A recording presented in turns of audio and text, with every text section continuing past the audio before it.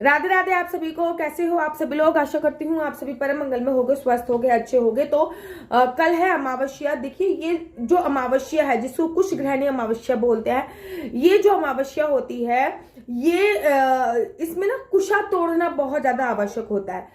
आपके घर के आसपास जो भी घास लगी हो, उस घास को तोड़ के लाके आप भगवान गणेश को जरूर समर्पित करें। अगर आप भगवान गणेश को भी समर्पित नहीं कर सकते तो कम से कम घर पे लाके रख लीजिए। गणेश चतुर्थी आ गई तो उसके लिए बहुत इंपॉर्टेंट है। पूरे साल उस घास का आप उपयोग कर सकते हैं, जो घास, जो कुशा आप कल तोड़कर लेके आओगे। तो ये जो अमावस्या है ये बहुत जरूरी है। अमावस्या पर सुबह सुबह जल्दी उठना होता है और जल्दी उठने के बाद आप लोगों को पानी में कुछ ना कुछ डाल के स्नान करना है। जैसे कि अमावस्या पर काले तिल डाल के जरूर स्नान करें। अमावस्या पर काले तिल के साथ साथ आप लोग पानी में हल्दी डाल के जरूर स्नान करें।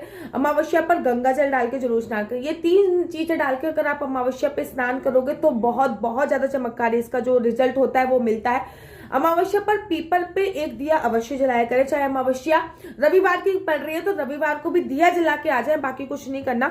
लेकिन अमावस्या पर पीपल के पेड़ की पूजा अर्चना वंदना करने का विशेष महत्व होता है। अमावस्या पर पीपल की परिक्रमा करें। पीपल की 4 परिक्रमा, 4 और 7 परिक्रमा करी जाती है, ठीक है ना। अमावस्या पर पीपल पे मीठा जल जरूर समर्पित करें, अर्थात जल में कुछ मीठा मिला के और काले तिल मिलाकर अमावस्या पर आप लोग पीपल पे जरूर जल चढ़ाया करें। अमावस्या पर जैसे ही आप सुबह सुबह उठे अपने घर का मुख्य द्वार खोल के आप लोग पानी जरूर डाला करें, ताकि आपके पितरों का आशीर्वाद आपको जरूर मिले। ये कार्य आप बिना नहाए भी कर सकते हैं। अमावस्या पर तर्पण अवश्य क्या करें। अमावस्या पर तर्पण करना बहुत ज्यादा अच्छा माना जाता है। कहते हैं अमावस्या पर पितृलोक खुलता है और पितृलोक से पितृ हमारे नीचे आते हैं। अगर हम तर्पण करते हैं तो वो प्रसन्न होके जाते हैं और हमें आशीर्वाद स्वरूप जरूर देके जाते हैं। अमावस्या पर खीर अवश्य बनाया कीजिए, ठीक है। मैं हमेशा कहती हूँ दो टाइम पे खीर अवश्य बनती है, एक अमावस्या पर, एक पूर्णमासी पे। तो अमावस्या पर जो खीर बनती है उस बात का ध्यान रखिए कि अमावस्या पर जो भी खीर बनती है उसका एक पर्टिकुलर टाइम होता है। अमावस्या पर जो भी खीर बनती है वो 12 बजे के आसपास बनाई जाती है। 12 बजे से लेकर 2 बजे तक के आसपास अमावस्या की खीर बनाई जाती है। और पूर्णमासी पर जो खीर बनाई जाती है वो रात्रि के समय बनाई जाती है, ठीक है। अमावस्या पर अगर आप पितरों की पूजा अर्चना वंदना के लिए कोई टाइम मांग रहे हैं, पितरों को तर्पण के लिए कोई टाइम है, तो पितरों के लिए जो टाइम निर्धारित किया गया है वो टाइम 12 बजे से लेकर 2 बजे तक का होता है। सुबह सुबह पितरों की पूजा नहीं होती है और शाम को भी पितरों की पूजा नहीं होती। पितरों की जो पूजा होती है वो दोपहर के समय ही होती है, इस बात का आपको ध्यान रखना होता है।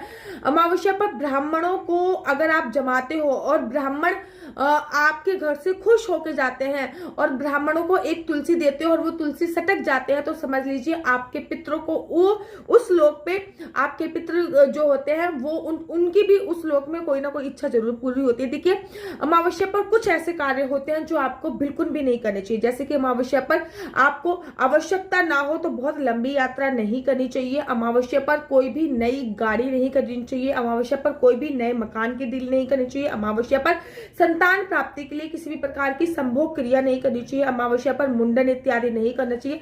अमावस्या पर कोई भी शुभ कार्य नहीं किया जाता। अमावस्या पर आपको नामकरण संस्कार नहीं करना चाहिए। अमावस्या पर रोका भी नहीं करना चाहिए। अमावस्या पर आपको किसी को किसी को देखने के लिए भी नहीं जाना चाहिए। अमावस्या पर मुंडन सेरेमनी भी नहीं होती है।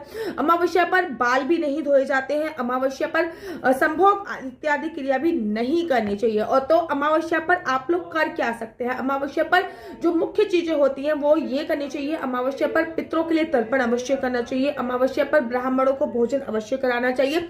अमावस्या पर पितरों को तर्पण करने के साथ साथ अमावस्या पर पीपल की परिक्रमा अवश्य करनी चाहिए। अमावस्या पर पीपल पे दीप दान अवश्य करना चाहिए। अमावस्या पर घर के बाहर जल का छिड़काव अवश्य करना चाहिए। अमावस्या पर ब्राह्मणों को भोजन अवश्य कराना चाहिए। अमावस्या पर ब्राह्मणों को दान अवश्य करना चाहिए।